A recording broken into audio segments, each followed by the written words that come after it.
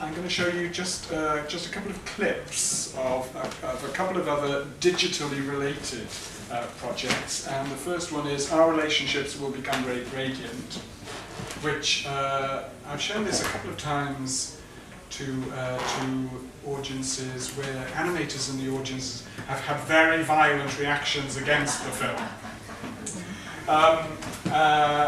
Explain. Well, I will explain. When you see it, you might not need an explanation.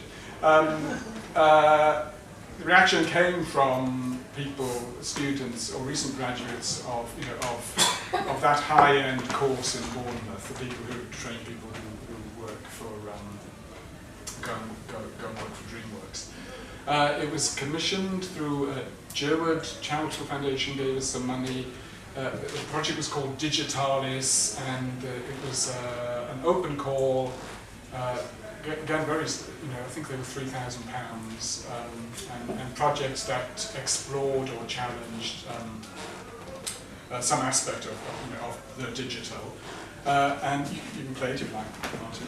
Oh, right, okay. And it's James Lown, who was working as a sort of freelance commercial animator.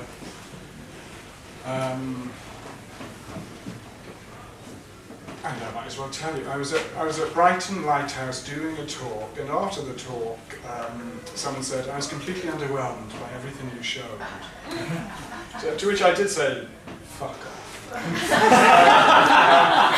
And then I said, what? I showed you Rabbit, and Rabbit is by, have you seen Rabbit? Rabbit by Ron Ray is a great film. And he said, yeah, Rabbit's only one film, isn't it? And you can just play okay. it. Oh, right. Yeah. I'm not going to subject you to the thing. This is what they really hated. Do we have sound with this? There is sound. Oh, sorry. Let's start. No, I won't play it all. We had Digitalis began as an open exhibition, sort of online open call for existing work. Because one of the things with not having the TV scheme, we didn't have if you've got £4,000 to commission 4 short films, you can't afford to run an open call. So the open was a way of engaging in some way with new people, and then we had some money to then commission some work on the same kind of thing.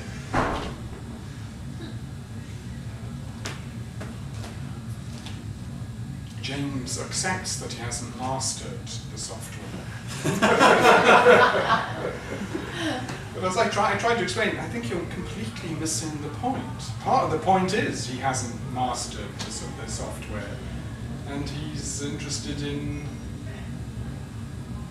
lots of other things. It is like David Lynch. It's Lynchian, as we say. We say Lynchian.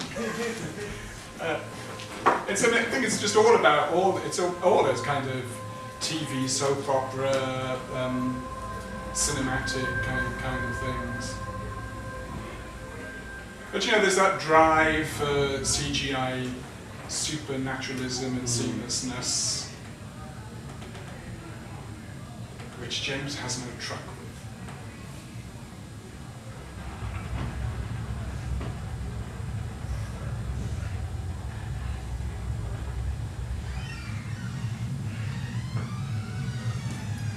Actually, with both, I'm going to show you something by someone called Alan Warburton, and actually, what connects James and Alan is not only the digital, but, well, in a way the digital, but that Alan sort of, on the back of working with us, gave up, lucrative facilities work to become an artist. You think, oh God, no, don't do that, just because, no, don't, Alan.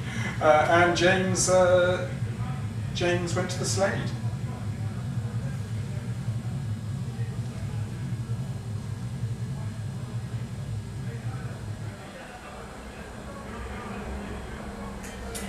So we'll have a look at spherical harmonics. Okay. We did. Should I hit play now? Or should I hold on? Yes, hit play now. It's fine. So it's coming to the end. The random acts. A few more minutes. The random acts, was Channel 4 late night 3-minute thing, and Lupus, who had managed the Animate scheme for Channel 4 and was ex-commissioning editors from Channel 4. Chris Shepherd curated the random acts for Lupus. They had a bunch of animation commissions, and we did 5 of those, and then we did another 10 directly with Channel 4, and we did one. Alan had applied to the Digitalis thing and didn't get it. And with Random Acts, Channel 4 didn't want us to do an open scheme, but his proposal fitted our. They didn't want it to be themed either, and it's really, it's hard to commission a 3-minute film and then it just gets shown completely randomly late at night. It's hard to build up any kind of gravity around it. So we did use a theme. Our theme was the Olympics. So our theme was 2012 Apocalypse, and we commissioned Alan through that to make a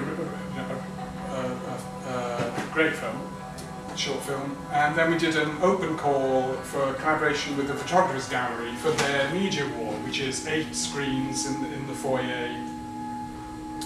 And this is the sort of online single screen version. It's the first work the Photographers Gallery have commissioned that uses the screen at its full resolution. It's that shape because it was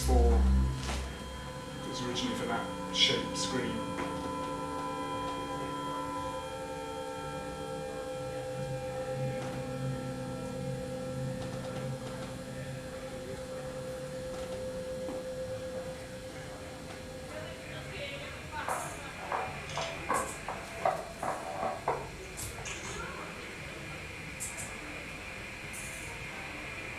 And like James, I think it's interrogating digital aesthetics.